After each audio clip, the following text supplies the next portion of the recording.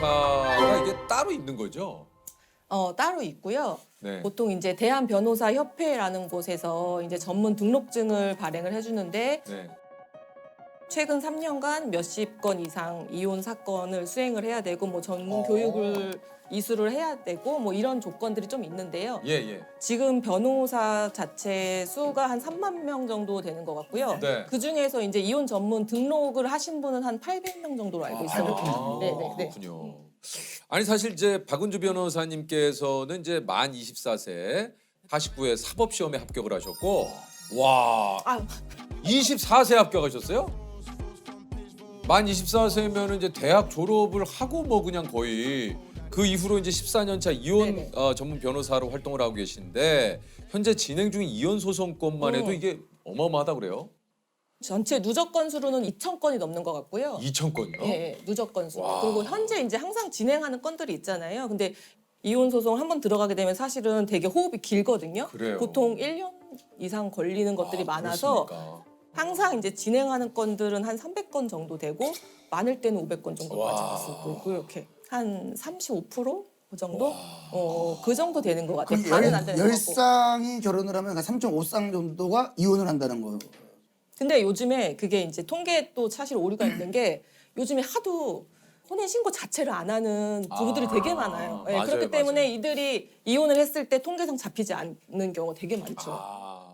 근데 혼인 신고를 하지 않는 이유가 있나요? 이유가 굉장히 많죠. 신고 바로 하실 거예요? 저요? 네. 그러니까 저는 예를 들어서 저는 이제 변호사님 빨리 바로 지금 이제 왜냐면은 어. 저도 이제 결혼 전제 하에 지금 아, 이제 잘 만나보고 있는 건데 만약에 결혼을 하면 네. 해야 되지 않을까라는 생각을 딱 하고 있거든요. 우리 때야 다 그렇잖아요. 그렇죠, 그러니까 우리 때야 뭐 당연히 혼인 신고를 하는 게 순서라고 생각을 했는데 요즘은 안 그런 분들도 요즘에는 아이를 낳고서도 안 하시는 분들도 정말 많아요. 그래요? 예, 예. 아니 어쨌든 이게 이제 최근 통계에 따르면은 결혼 4년 차 이하 신혼부부의 이혼율이 가장 또 높다고 하고요. 4년 차 이하. 예, 이게 이제 시대에 따라 바뀐 결혼 생활과도 조금 그 연관이 있다 그래요.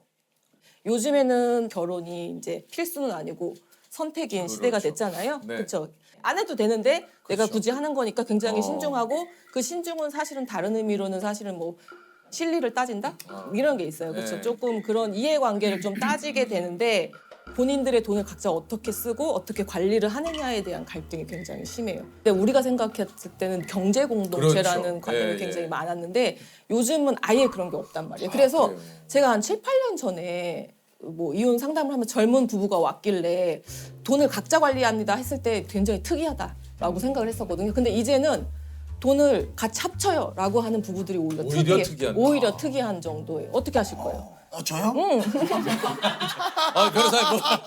약간 아니, 오늘 뭐 청문회입니까? 지금은 제가 결혼 전제라고 하니까 주변에 결혼한 친구들한테 물어보잖아요. 야, 너 어떻게 이렇게 그 관리를 하니? 라고 물어보면은 두 사람이 같이 일을 하고 있는 경우에는 공통 통장을 만들어서 네, 맞아요. 한 달에 맞아요. 어느 월급에서 맞아. 뭐 같이 뭐 100만 원씩 그렇게 하신다고 매달 내는데 이제 그러다 보면은 너 왜 입금을 안 했니? 뭐 이런 걸로도 좀 싸우게 된다. 진짜 정말 정확해요. 이게 이런 문제 때문에 싸우고 이제 이혼하시겠다고 오시는 분들이 굉장히 많은데 만약에 뭐 예를 들어서 거기서 내가 시장을 보는데 나의 개인적인 물건을 샀다. 그럼 난리가 나는 거예요. 이거 뭐 예를 들어서 제가 많이 드는 것 중에 여성용품 있잖아요. 네. 내 여성용품 장 보면서 같이 이제 넣는데. 살 수 있잖아요. 근데 이제 그거를 이제 일일이 체크를 해서 이거는 공동 생활 비용이 아닌데 왜 써있냐. 그래서 진짜요? 네, 그래서 6,700원을 넣어도록 하라. 이렇게 해서 이렇게 싸우는 거죠. 아니, 정말. 와이프의 그 용품을 산 네. 건데 그걸 뭐라고 하는 거예요? 네네네. 그 공동생활비 통장에서 양가 부모님들의 선물을 사는데 이쪽 부모님은 20만 5천 원짜리 샀는데 이쪽 부모님들은 19만 8천 원짜리 샀다고 네. 불만을 제기하는 부부가 있고 또 양가 가는데 당신 집에 가니까 당신이 기름값을 내. 정말 있는 일이고요. 예. 이제는 제가 엑셀 이혼이라는 말을 되게 많이 써요. 엑셀이 필수화된 시대가 됐어요. 그 엑셀을 공동 지출 비용, 각자 지출 비용 이런 거 써서 굉장히 명확히 해놓는 거죠. 근데 그게 시간에까지 가요. 가사와 양육에 각자 얼마를 분담을 했는지 일주일에 내가 지금 1.5시간을 더 한 했으니까 다음 주에는 당신이 1.5시간을 더 해야 돼. 이런 것들로 시간적인 개념까지 나아가서 굉장히 합리적으로 보이기도 하죠. 근데 그 어떤 면에 있어서는 또 예. 예. 근데 부부라는 거는 합리라는 말과 사실은 가장 먼 단어라고 저는 생각을 하거든요. 혹시 실례가 안 된다면 네. 지금 결혼을 저는 미혼이고 싶은 기혼이죠. 그게 뭐야? 그게 무슨 변호사님 무슨 말씀이세요? 아니 우리 예? 기혼들의 꿈은 다 미혼. 아니 아니 뭐 기혼들의 꿈이 다 미혼은 예. 아니 어쨌든 제 결혼하셨다고 제 입장에서 이게 무슨 소리예요? 알게 될 거예요. 알게 될 거예요. 곧 그러니까 알게 될 거예요. 제가 재밌는 게 아 뭐냐면 곧 알게 될 거예요. 제가 곧 알게 될 거예요. 오시면 또 다른 세상이 있어요. 그러니까 미혼이고 싶은 기혼. 네, 유부들의 꿈은 항상 미혼입니다. 네. 그 실제 이혼을 결심하고 이제 많은 또 사유로 이혼 결심을 또 하신 분들이 오시겠지만 그 찾아오시는 분들이 어떤 이유로 좀 많이 찾아오시나요? 아무래도 제일 많은 건 사실은 배우자의 외도 때문에 고민이 많으시죠. 그렇죠? 예, 아무래도 아직까지는 전 연령에 걸쳐서 가장 많은 이혼 사유인 것 같습니다. 아니 근데 그 문제로 소송까지 가는 경우는 많지 않다고 그래요? 이게 무슨 얘기입니까? 이혼까지 이르는 경우는 극히 드물어요. 제가 봤을 때는 10쌍 중에 한두 쌍밖에 안 돼요. 그 한두 쌍이 어떤 경우에 해당되냐면 내가 너무 배우자를 사랑하고 우리가 사이가 너무 좋았어, 평소에. 배우자의 외도를 알게 됐을 때 그 배신감이란 게 그 애정도와 동일하거든요.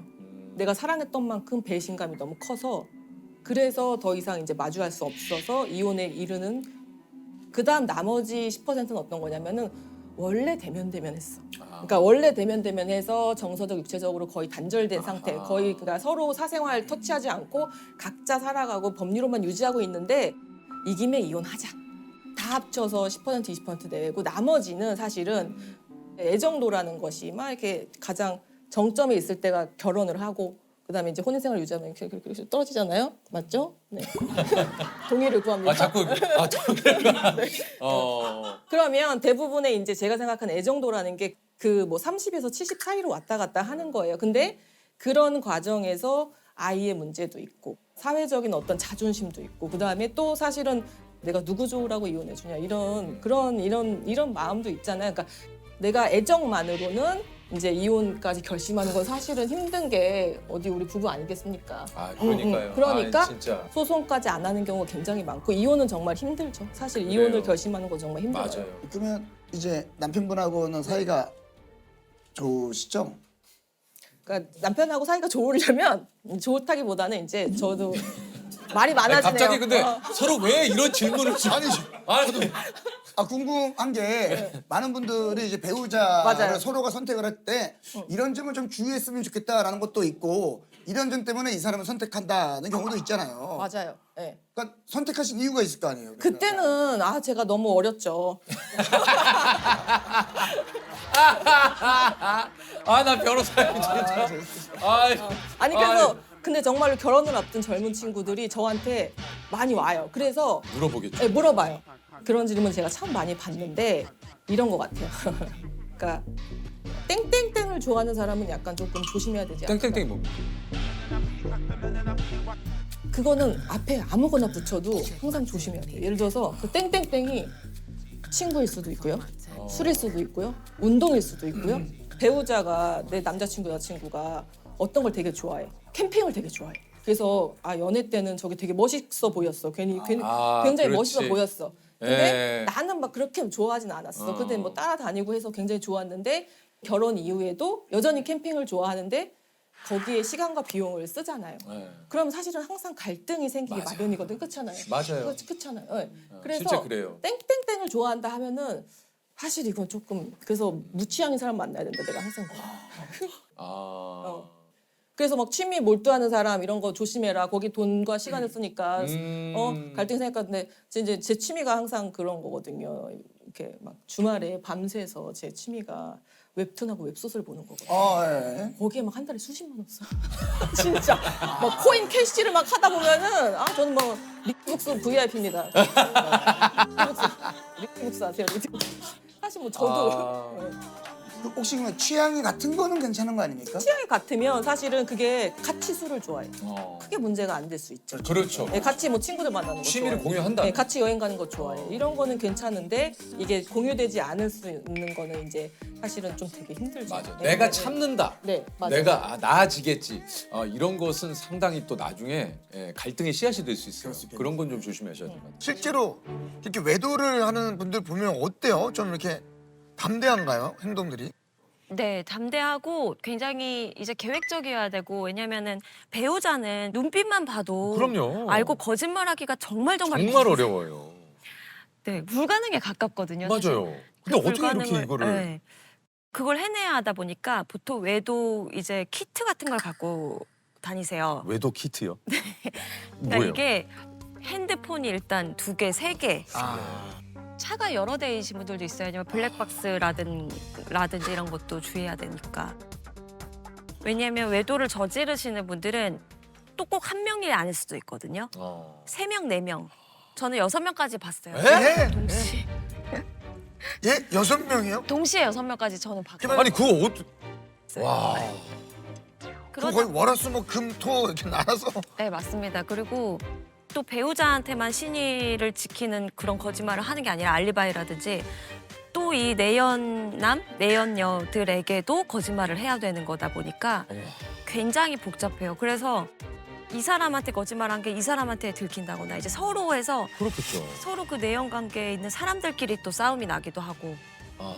본인들끼리 통화 하기도 하고 그래서 보면 정말 부지런하다 일단은. 네, 정말 부지런해야. 이게 아니 진짜 부지런해야 될 것 같아요. 외도하시는 분들의 특징이 부지런해요. 정말 부지런해. 그럼 아침에 안 그러면 못 못 만나요, 못 만나. 아침에도 일찍 나가실 거 아니에요? 일찍 나가시고 늦게 들어오고 잠만 자고 바로 나가고 밖에서 또 옷도 갈아입고 휴일도 또 없고. 휴일도 없고 휴일도 없고 휴가도 없고. 크리스마스도 여러 명이랑 보내야 하고 정말 막 비용도 많이 들 텐데. 그러면- 비용도 정말 많이 그러면 크리스마스를 한 12월 초부터 보내야 되네. 들었어요. 야 이게 웃을 일이 아닌데 참 정말 참 어떤 분인지 참 진짜 이게 보통이 그 위자료가 이게 2천이 한 평균인데 이게 5천이라서 이제 지금 얘기하신 대로 이건 왜 이렇게 높은가 하고 이제 살펴보신 거라면서요. 네, 위자료가 사실 대부분 2천, 뭐 3천 정말 소송 비용이나 시간 고려했을 때 크게 남는 게 없습니다, 사실은. 저는 사실 수입에 비례했으면 좋겠는데 아직까지 그게 아닙니까? 네, 그렇진 않거든요. 아. 수입 한 2, 3년치를 해야 된다고 개인적인 의견은 그러한데 네. 아무래도 위자료가 좀 2, 3천 범위를 벗어나지 않아서 당사자들이 좀 힘들어 하시는데 5천 나온 사건들을 이제 찾아서 보면 진짜 뭐 드라마는 아예 범접할 수도 없는 세계가 맞습니다. 야, 이게 야 이것도 정말 내연녀를 누나라고 속이고 1, 2년간 신혼부부가 같이 사신 경우가 있다고요? 네. 에이, 그게 말이 돼요? 네? 저는 이거 사실 판례 찾다가 이제 1심 판례에서 봤던 건데 위자료가 좀 많이 나왔길래 뭐지 하고 봤는데 내연녀를 누나라고 속이고 같이 동거한 결혼을 했는데 거기 집에 있는 분이 우리 누나야. 그쵸 그 신우이가- 신우인 줄 알고 살았던 거죠. 그럼 이분은 오케이 한 거예요, 그거를? 그렇죠. 서로 이제 잘 지내셨는데 알고 보니까 이제 내연 관계였던 와. 거죠. 그러니까 제가 이제 상담했던 사건 중에서 이제 형이 자기 아이를 그 조카잖아요, 사실은 너무 예뻐하고 오히려 자기 자녀보다 더 막 예뻐하고 자주 집에 오고 이래서 조카를 그냥 사랑하나 보다 이렇게 생각을 했었는데 나중에 알고 보니까 내 배우자와 나의 형제가 외도를 해서 아이가 태어났다라는 걸 알게 되셨던 그런 상담자도 있었죠. 그게 지금 대한민국에서 일어난 일인 거죠? 네, 그렇습니다. 담대한 걸 넘어서 이제 정말 어마어마한 사람이 있더라고요. 아니 이게 이제 시대가 변하고 이제 세대가 또 이렇게 변하면서 이게 철저하게 이제 엑셀로 아, 가사 문서화해서. 다 문서화 해가지고 요즘은 어떤 사례들이 또 좀 있습니까? 아무래도 과거에 비해서는 좀 더 네 거 내 거가 더 아하, 그쵸. 이제 더 크고 또 젊은 분들 같은 경우에는 아예 결혼할 때부터 이제 반반 결혼이라고 해서 반반 내고 결혼하고 생활비 각출하고 이혼할 그러니까. 때도 어떻게 할지 정해놓고 맞아요.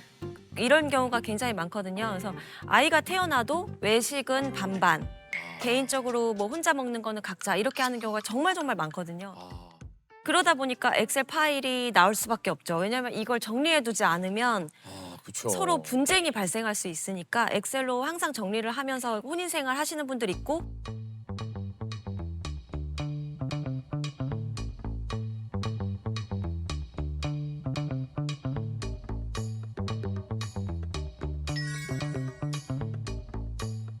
예, 어릴 때부터 사실 늘상 어떤 그런 문서, 뭐 예를 들면 이제 그런 것들을 문서화해서 뭐 서로 주고받고 이런 거에 익숙한 세대라면 당연히 결혼을 했어도 전혀 이상할 것 같지는 또 않다라는 생각이 좀 또 그럴 수도 들거든요. 있겠네요. 네, 또 그게 그리고 맞는 분들끼리 결혼을 하시는 그렇죠, 거여서 그렇죠. 오히려 더 좋아하고 맞아요, 네. 그렇구나. 이게 좀 세대 차이라고 제가 느끼는 거는 뭐냐면 가끔씩 의뢰인분들이 오시면은 저도 주제 넘게 이걸로 이혼하시는 건 아닌 것 같은데요. 이런 얘기가 나도 모르게 나와요. 좀 아닌데 예를 들면 들면은 뭐 치약, 분리수거로도 분명히 이혼을 결심하시기도 하거든요. 이게 이제 싸움이 날 수는 있거든요. 네. 치약이나 예를 들면 싸움은 날 수 있죠. 근데 이혼까지 이어진다고요. 네, 이제 그걸로 시작해서 뭐 물론 결국 싸우다가 선을 넘고 이렇게 되는 그렇게 거겠지만 되는 과정이죠. 제가 이제 거슬러 올라가 보면 결국 그런 거예요. 되게 사소한 거. 그러면 저도 이제 약간 꼰대처럼 아이 그거 좀 이혼하기에는 좀 아니지 않습니까라고 얘기할 때가 있거든요. 근데 저도 많이 사실 혼났죠. 뭐라고 했는지. 의뢰인 분들이 변호사님 저는 이혼하고 싶은데요. 이렇게 얘기하시면 할 말이 없죠. 할 말이 없죠. 그래서 굉장히 많이 저도 깨닫게 되는 부분이에요. 이런 것들에 대해서. 네. 요즘에 이제 사실 그때 시대 상황에 따라서 이혼의 트렌드가 많이 바뀌거든요. 요즘에 집값이 많이 떨어져 있다 보니까 집 명의자들이 먼저 이혼 소송을 거는 경우가 꽤 많아졌어요. 왜냐하면 집 명의자 입장에서는 지금 현재 시가를 기준으로 해서 재산 분할을 줘야 되기 때문에 현재 시가가 낮을 때 본인한테 이혼이 유리하고 내가 만약에 명의자가 아닌 사람인 경우에는 시가가 올랐을 때 그 시가를 기준으로 재산 분할의 가액이 책정이 되기 때문에 더 많이 오는 거죠. 그래서 어떤 아파트는 예를 들면 이 아파트가 뭐 재개발이 확정됐다. 그러면 그 단지에서 막 계속 이혼하러 오시고 그러니까 이혼이라는 게 뭐 10년 전부터 언제 이혼할지 시점을 고려하고 있었던 사람들 입장에서는 지금이야 하고 오기도 하고 네 거 내 거가 나뉘어지는 결혼 생활이 많죠.